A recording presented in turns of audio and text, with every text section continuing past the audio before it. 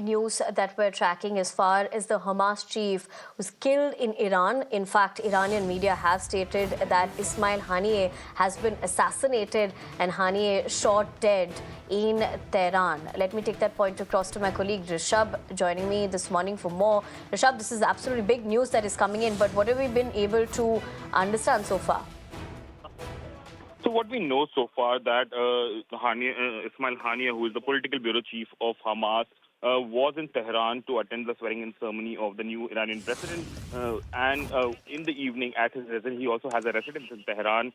His residence was attacked, and he, along with one of his bodyguard, have been reported dead. The IRGC statement that has now been accessed by Times Network confirms that the death of the political bureau chief of Hamas that has been killed. Further details are still awaited. As of now, no one has taken the responsibility of the attack.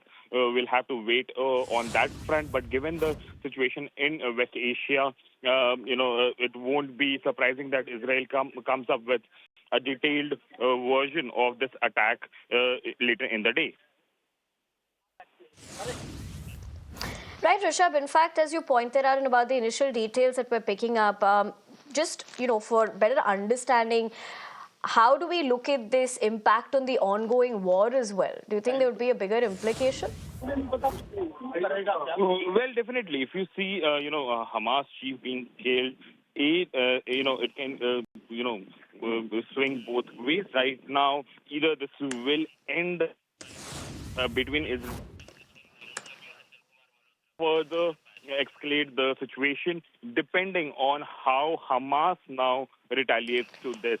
Right. Given the way Israel. Right, Rishabh. I'd have to interject you there, but for the moment, thank you very much for not only getting us the latest, but essentially more details as to how one can look at this given situation. Having said that, let me cut across to Achal Kumar Malhotra, who is a former IFS officer. Mr. Malhotra, thank you very much for taking the time out and speaking to us here on Mirror Now this morning.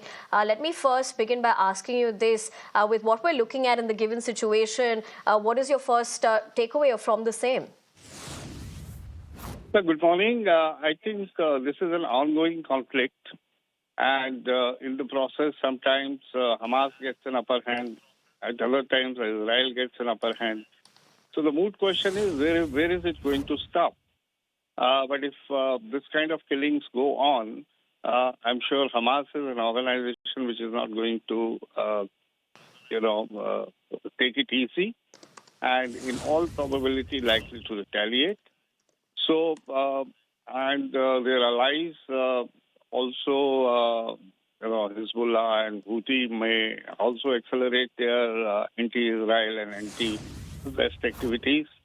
So the fear is very genuine that this may expand and this may, flare up and go beyond a certain point.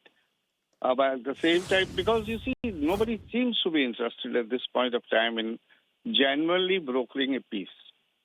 I don't know what is happening. Either USA appears to have even lost grip over Israel. They are not listening to, either they're not listening to USA, or it is a tacit understanding that USA will just do a lip service and they can go ahead and do whatever they want to do. So very complex scenario, and this killing has been inside Iran, isn't it? I couldn't follow it.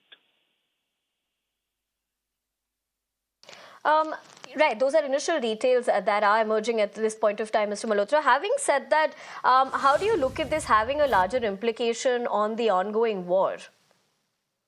So that's exactly is my fear, that this may flare up further. Hamas is not likely to, take it easy, and Hamas and allies may accelerate the conflict. And considering that the rest of the Arab world doesn't seem to be affected, the point is, at this point of time, the forces which are in conflict with Israel are more or less non-state. I mean, particularly the Hezbollah and the Houthis, and even Hamas to a certain extent. So they don't have there is a sympathy for Palestine cause, but apparently no endorsement of Hamas and the allies. Houthis are making their own enemies by attacking in Red Sea and other targets. So I don't see anything. The whole thing coming to an end or any positive movement in near foreseeable future. Right, Mr. Malhotra, as you also read into the situation, if one were to look at it in another aspect, do you think Iran will be on the back foot now, given what they've also alleged that the Hezbollah leader has, of course, been killed, and now allegedly the Hamas chief has been killed? Do you think Iran will be seeking revenge? Well, Iran, whether it will take a direct revenge, that looks a little, I don't think Iran will get directly involved into the conflict, but Iran will use its proxies as it has been doing. Hezbollah, Hamas, Houthis, and other small little organizations. They are not one or two. There were as many as 14 different groups which were brought together by China very recently. So Iran may not directly attack Israel, because that will have very serious consequences. The only time there seemed to be a direct attack, it was after the Israel and Iran had only once for a very brief period of time had come to on the verge of getting into a direct conflict about 2 months ago, something like that. But it was there was nothing beyond that. Israeli did something, Iranians did something, and then probably there was also an understanding that an end will be put to that. So I don't think Iran will get directly involved, but if Iran decides to get directly involved, Right. particularly the new leadership and all that kind of, so then it will have more serious consequences. Otherwise, this will continue to be a localized conflict. Right, Mr. Malhotra, and as you point that out, and of course how you're reading into the given situation, what is your take on the implications, geopolitically speaking, if one were to read into that? This killing of one Hamas or Hezbollah chief doesn't change the geopolitical scenario. As I said, so long as the conflict remains between Israel on the one hand, Hamas, Hezbollah, and Houthis on the other hand as proxies of Iran, this is going to go on because both sides have drawn difficult bottom lines and the red lines. And therefore, a peace accord is nowhere in the sight. So this conflict will go on. The moment Iran gets somebody else, a state, they are non-state. At this point of time, the anti-Israel forces are by and large non-state forces. Once a regular state gets into this conflict, and there is no chance at this point of time that any other Arab country, considering that many of them have already normalized relations with Israel since 1967 war, and so much so even Israel, Saudi Arabia would have. But for the Hamas attack, even Israel, Saudi Arabia were on the verge of coming to some understanding. So I don't think they will get directly involved into this conflict.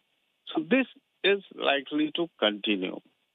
And it serves the interests of the arms lobbies. They want, at any point of time, at all points of time, there should be war zones, there should be conflicts. And in fact, this is an extension of World War II, which many think has already come to an end, but I think it has never ended. It's emerging in different forms and different shapes, and it's the arms lobby which is really playing an important role in that. Right, Mr. Malhotra. I appreciate you taking the time out and joining us here this morning and also sharing with us your perspective as to how you're reading into the situation. Having said that, we're going to leave the conversation at that, but I do understand my colleague Srinjoy is joining me this morning as well. Srinjoy, good morning. Given with what we're looking at, of course, and of course the overall situation as well, like how Mr. Malhotra was pointing out the implications of this geopolitically speaking, and of course the impact on the ongoing war as well. Srinjoy, first comment from you in terms of with what we're picking up and of course how you're reading into this. Well, first of all, the killing happened in Iran. Now, the Islamic Revolutionary Guard of Iran has Zionist forces, which is a way of saying Israel.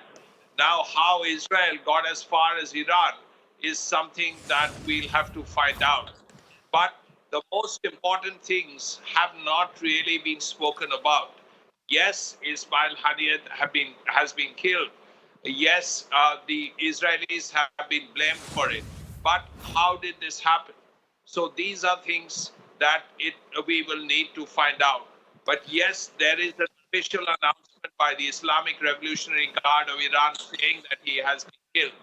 Now, as far as the impact on the war is concerned, well, at this point, you would expect the Hamas to actually now take more action in a way that they have the capability All of right, doing. Srinjoy, I'd have to interject you there, What they will do, because we we're running do into a not know. technical issue with your audio line. But having said that, thank you very much for sharing with us the details that we have at the moment of the Hamas chief being killed in Iran. But let's also quickly tell you, we are picking up at the moment that Israeli military to CNN has in fact declined to comment on the death of Haniyeh. So we'll have to look at that particular details that are also coming in. But for